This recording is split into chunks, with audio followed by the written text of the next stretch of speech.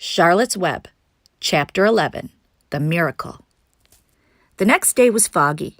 Everything on the farm was dripping wet. The grass looked like a magic carpet. The asparagus patch looked like a silver forest. On foggy mornings, Charlotte's Web was truly a thing of beauty. This morning, each thin strand was decorated with dozens of tiny beads of water. The web glistened in the light and made a pattern of loveliness and mystery, like a delicate veil. Even Lurvy, who wasn't particularly interested in beauty, noticed the web when he came with the pig's breakfast. He noted how clearly it showed up, and he noted how big and carefully built it was. And then he took another look, and he saw something that made him set his pail down. There, in the center of the web, neatly woven in block letters, was a message. It said, "Some pig." Lurvy felt weak. He brushed his hand across his eyes and stared harder at Charlotte's Web. "I'm seeing things," he whispered. He dropped to his knees and uttered a short prayer. Then, forgetting all about Wilbur's breakfast, he walked back to the house and called Mr. Zuckerman. "I think you'd better come down to the pig pen," he said. "What's the trouble?" asked Mr. Zuckerman. "Anything wrong with the pig?" "Not exactly," said Lurvy. "Come and see for yourself." The two men walked silently down to Wilbur's yard. Lurvy pointed to the spider's web. "Do you see what I see?" he asked. Zuckerman stared at the writing on the web. Then he murmured the words, "Some pig." Then he looked at Lurvy. Then they both began to tremble. Charlotte, sleepy after her night's excursions, smiled as she watched. Wilbur came and stood directly under the web. "Some pig," muttered Lurvy in a low voice. "Some pig," whispered Mr. Zuckerman. They stared and stared for a long time at Wilbur. Then they stared at Charlotte. "You don't suppose that spider," began Mr. Zuckerman, but he shook his head and didn't finish the sentence. Instead, he walked solemnly back up to the house and spoke to his wife, Edith. "Edith, something has happened," he said in a weak voice. He went into the living room and sat down, and Mrs. Zuckerman followed. "I've got to tell you something, Edith," he said. "You better sit down." Mrs. Zuckerman sank into a chair. She looked pale and frightened. "Edith," he said, trying to keep his voice steady, "I think you had best be told that we have a very unusual pig." A look of complete bewilderment came over Mrs. Zuckerman's face. "Homer Zuckerman, what in the world are you talking about?" she said. "This is a very serious thing, Edith," he replied. "Our pig is completely out of the ordinary." "What's unusual about the pig?" asked Mrs. Zuckerman, who was beginning to recover from her scare. "Well, I don't really know yet," said Mr. Zuckerman, "but we have received a sign, Edith, a mysterious sign. A miracle has happened on this farm.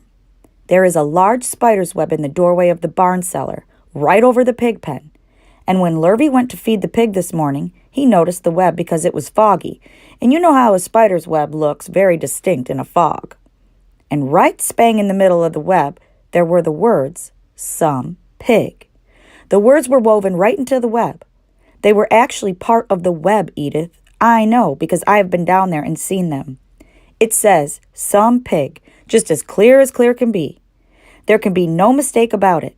A miracle has happened, and a sign has occurred here on Earth, right on our farm, and we have no ordinary pig." "Well," said Mrs. Zuckerman, "it seems to me you're a little off. It seems to me we have no ordinary spider." "Oh, no," said Zuckerman. "It's the pig that's unusual. It says so right there in the middle of the web." "Maybe so," said Mrs. Zuckerman. "Just the same, I intend to have a look at that spider." "It's just a common gray spider," said Zuckerman. They got up, and together they walked down to Wilbur's yard. "You see, Edith, it's just a common gray spider." Wilbur was pleased to get so much attention. Lurvy was still standing there, and Mr. and Mrs. Zuckerman, all three, stood for about an hour, reading the words on the web over and over and watching Wilbur. Charlotte was delighted with the way her trick was working. She sat without moving a muscle and listened to the conversation of the people. When a small fly blundered into the web, just beyond the word pig, Charlotte dropped quickly down, rolled the fly up, and carried it out of the way. After a while, the fog lifted. The web dried off, and the words didn't show up so plainly. The Zuckermans and Lurvy walked back to the house. Just before they left the pig pen, Mr. Zuckerman took one last look at Wilbur. "You know," he said in an important voice, "I've thought all along that pig of ours was an extra good one. He's a solid pig. That pig is as solid as they come." "You notice how solid he is around the shoulders, Lurvy?" Sure I do," said Lurvy. "I've always noticed that pig. He's quite a pig." "He's long and he's smooth," said Zuckerman. "That's right," agreed Lurvy. "He's as smooth as they come. He's some pig." When Mr. Zuckerman got back to the house, he took off his work clothes and put on his best suit. Then he got into his car and drove to the minister's house. He stayed for an hour and explained to the minister that a miracle had happened on the farm. "So far," said Zuckerman, "only 4 people on earth know about this miracle. Myself, my wife Edith, my hired man Lurvy, and you." "Don't tell anybody else," said the minister. "We don't know what it means yet, but perhaps if I give thought to it, I can explain it in my next sermon Sunday. There can be no doubt that you have a most unusual pig. I intend to speak about it in my sermon and point out the fact that this community has been visited with a wondrous animal. By the way, does this pig have a name?" "Why, yes," said Mr. Zuckerman. "My little niece calls him Wilbur. She's a rather queer child, full of notions. She raised the pig on a bottle, and I bought her from her when he was a month old." He shook hands with the minister and left. Secrets are hard to keep. Long before Sunday came, the news spread all over the county. Everybody knew that a sign had appeared in a spider's web on the Zuckerman place. Everybody knew the Zuckermans had a wondrous pig. People came from miles around to look at Wilbur and to read the words on Charlotte's web. The Zuckermans' driveway was full of cars and trucks from morning till night. Fords and Chevys and Buick Roadmasters and GMC pickups and Plymouths and Studebakers and Packards and DeSotos with gyromatic transmissions and Oldsmobiles with rocket engines and Jeep station wagons and Pontiacs.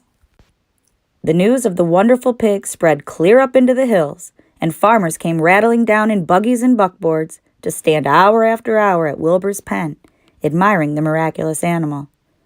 All said they had never seen such a pig before in their lives. When Fern told her mother that Avery had tried to hit the Zuckerman spider with a stick, Mrs. Arable was so shocked that she sent Avery to bed without any supper as punishment. In the days that followed, Mr. Zuckerman was so busy entertaining visitors that he neglected his farm work. He wore his good clothes all the time now, got right into them when he got up in the morning. Mrs. Zuckerman prepared special meals for Wilbur. Lurvy shaved and got a haircut, and his principal farm duty was to feed the pig while people looked on. Mr. Zuckerman ordered Lurvy to increase Wilbur's feedings from 3 meals a day to 4 meals a day. The Zuckermans were so busy with visitors, they forgot about other things on the farm. The blackberries got ripe, and Mrs. Zuckerman failed to put up any blackberry jam. The corn needed hoeing, and Lurvy didn't find time to hoe it. On Sunday, the church was full. The minister explained the miracle. He said that the words on the spider's web proved that human beings must always be on the watch for the coming of wonders. All in all, the Zuckerman's pig pen was the center of attraction. Fern was happy, for she felt that Charlotte's trick was working and that Wilbur's life would be saved. But she found that the barn was not nearly as pleasant. Too many people. She liked it better when she could be all alone with her friends, the animals.